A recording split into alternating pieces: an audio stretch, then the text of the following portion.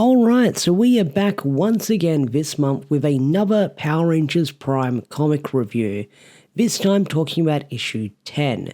So issue 10 is a Jun-focused issue, but not only that, we're also introduced to what seems to be one of the overarching antagonists of this very first story arc, and that is Jun's father, known as Volar. And Volar is definitely a threat to be reckoned with from what we've seen so far, because this dude is cold, menacing, calculating. This guy looks like he's going to be trouble for our Rangers to deal with as we get closer to the finale of this very first story arc. So I do wonder how our heroes are going to deal with Jun's father, because the dude looks like complete brute force with how he fights, especially how he was able to make do with Jun so easily at the end of this issue. So let's talk about Power Rangers Prime issue 10.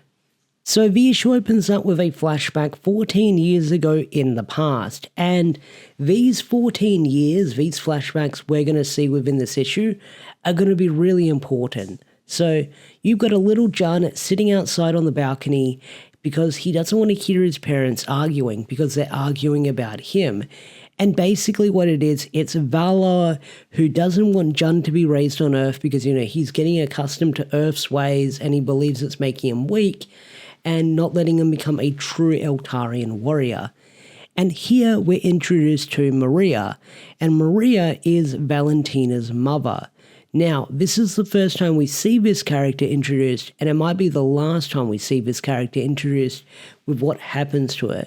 Now, we'll get to the fate of Maria in this series later down the line, or in this issue later down the line, because there's a lot to pack in with what happens to her, or what's implied that happened to her within this flashback. So, Jun isn't the biggest fan of his parents arguing because, they don't like Earth culture and stuff like that, or Valar doesn't like Earth's culture because, he despises Earth. But eventually you've got Janessa taking Jun inside, and this is where we're introduced to Valar for the very first time within this flashback. And this guy looks menacing as fuck. Just the way he stands over Jun is really intimidating because, you have this scene where Jun calls him Papa, and he's like, don't call me that, that's an Earth term. So you can see this guy despises Earth and basically their ways, which I've mentioned like 5 times in this review already, but, the guy hates Earth. He hates us Earthlings, but he has a test for Jun to do, and what it is basically holding this little triangle thing, this little pool cue you could see, and he holds it, and it begins glowing, and Valar says not to scream. And you can hear Janessa listening from the outside of the door, and you can hear Jun screaming. So whatever this thing is, I believe it tests your power, or is basically an endurance test, which is something we'll see later on in the issue, but it's like a torture device, but it's like an endurance device. I don't know, but it's pretty messed up. So after that, we then cut to the present, and you've got Jun and Mark sitting in Mark's apartment, and they're sort of going over what kind of plan they can have to save Lauren. But Jun does say that there will be a plan to save Lauren in the end, and one of the plans that Jun has is joining the Eltarian Guardians, which is something we know of in the Power Rangers lore, but Jun is willing to go back to his homeworld and join his home customs to save Lauren in the end. But you have the scene where Jun mentions about shaving his head, and Mark gives a compliment by saying he likes his hair, and Jun thanks him for the compliment. So, elephant in the room. These two are definitely setting up to be some kind of couple. I mean, so many people have said it in my comment section, like the chemistry and the sparks are there for Jun and Mark to be a couple. And if you've seen all the variant covers, the signs are there. So the shipping is strong with these two. And like I said, the chemistry has been there since issue 2 or issue 1. And it looks like that Melissa has slowly been nudging a relationship between the two of them. So You have this scene where they do lean in close together, but it's soon broken up by Doobie licking all over their face. So you have that scene there. But like I mentioned, the chemistry between Jun and Mark have been there since issue 2. And if these two don't get together by the end of this story arc, then they'll probably confess their feelings for one another. Because, the chemistry is there between the two of them, and Melissa is definitely teasing something between the two of them. So Jun soon returns back to his apartment and he's attacked by his father, but he's able to stop the attack and his father's impressed with how much he's grown recently.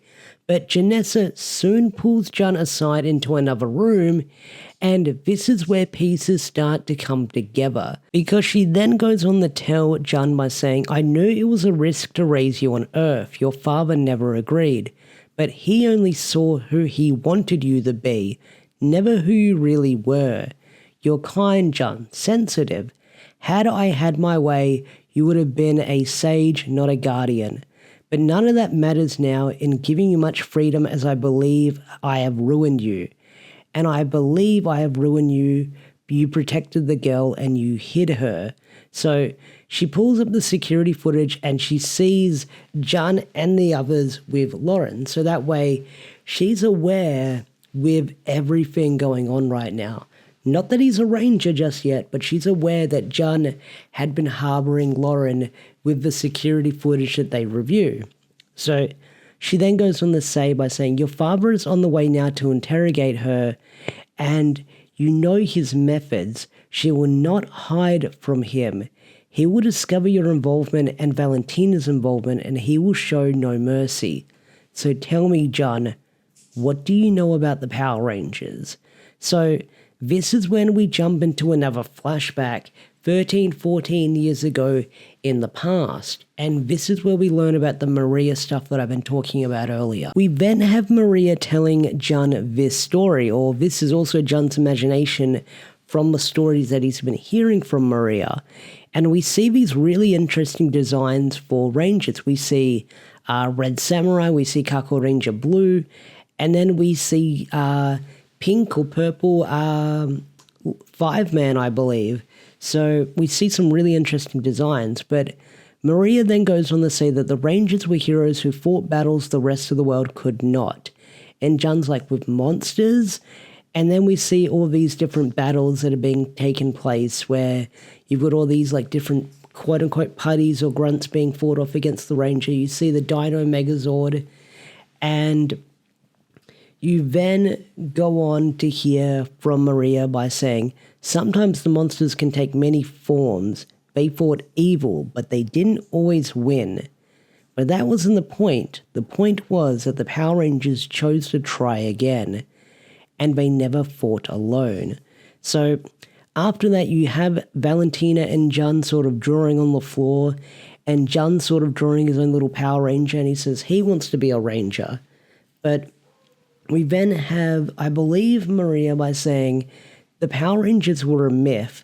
The story I told you was just one of them I read online, and the pictures I showed are just make-believe." So Valentina then goes on to say, because we see her as a younger kid, by saying, "Yeah, my mum likes to tell stories, but Jun believes or asks they were once real, asks if they were real at one point." And Maria then goes on to say by saying, "Jun, the point is you can be whatever you want to be, no matter where you come from." So that's where we sort of get Jun having that inspiration that no matter where you come from, you can be a hero. And I guess that's where his inspiration to be a Ranger also comes from, because, Jun has always been obsessed with Power Rangers ever since we met him, and he wants to learn more. Now we kind of know who put the idea in his head. That was Valentina's mother. So after that, you then have Jun's mother walking in, and she listens into the story, and Valentina's mother tries to explain herself by saying, "Look, I was just telling the kids a story," but Janessa's like, "I know what you were doing, please come with me." So the two walk away, and that's where that flashback ends.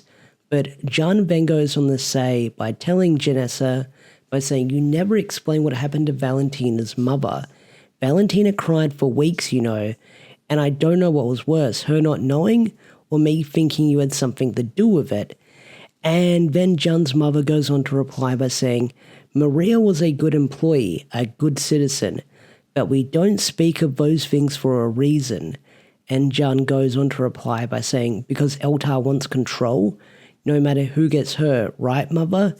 And then he's pointing inside the prison cell where Lauren's getting interrogated by Valor, and you see her being, you see Lauren holding on to that triangle thing we saw earlier, and you hear her screaming. But Janessa says to Jun by saying, look, you chose to involve yourself in a situation much bigger than yourself despite every warning telling you not to. And now there's consequences for your actions, and now you have to live with them. So she then goes on to tell Jun by saying, look, you can't keep living in both worlds. You don't get to pick a side and choose with which one you think is right. You're Eltarian, act like it. So yeah, she then goes on the walk away, but this is where Jun has his big epic moment by saying, I'm Eltarian, but I choose to be a ranger. And he then morphs into Black Prime. And we have this awesome splash color page where he morphs into his Black Ranger suit. And Lauren's about to go through the next phase of being interrogated, but Vala is probably going to kill her with these methods. And although Janessa tries to stop him, he doesn't seem like he wants to listen. But this is where Jun quickly jumps in and starts kicking the crap out of both of his parents, and he starts beginning to free Lauren. So Jun gets into a fight with his father, and he's easily outmatched. Even picking up like his special bow staff and a giant hammer, he's easily subdued by his father. He just gets grabbed by the neck and like slammed into the wall, and Valor begins to choke him out. And while he's getting choked out, it looks like it's almost the end for Jun as he's getting strangled. But his mother picks up the hammer and smashes Valor across the face with it. And this is where we get to the final couple of pages of Power Rangers Prime issue 10, where Janessa says, Jun, show me, is it really you? And he removes his helmet and says, it's me, I'm sorry, mother. Please help me. And that's where the issue ends. So, Power Rangers Prime issue 10 was a really good Jun-focused issue. I mean, this was Jun's resolve. This is what he wanted to do in the end. And this is his path moving forward. So, this is something I've been saying about the character for the longest time. He's Eltarian, but he wants to be an Eltarian raised on Earth who's going to be a ranger. So he's throwing away his traditional Eltarian customs and ways of living to be an Earthling, to be a ranger. And that's something I've said about the character Jun for the longest time, and it looks like that's what he's finally doing. But overall, this was a really fantastic episode, or issue of Power Rangers Prime issue 10. We've got only 2 more issues to go for the story arc, and I do wonder where it's going to go moving forward. I'm really excited to see where it's going to go moving forward, because it looks like the big final showdown with Vola is going to be freaking crazy, especially with the cover for next month where you've got all these Rangers fighting against them. So we'll see where that's going to go. But overall, a fantastic issue of Power Rangers Prime, and I can't wait to see how this very first story arc is going to wrap up and what's going to happen after it. So, with that said, I will catch you guys in the next one. Peace out. Take care. Bye.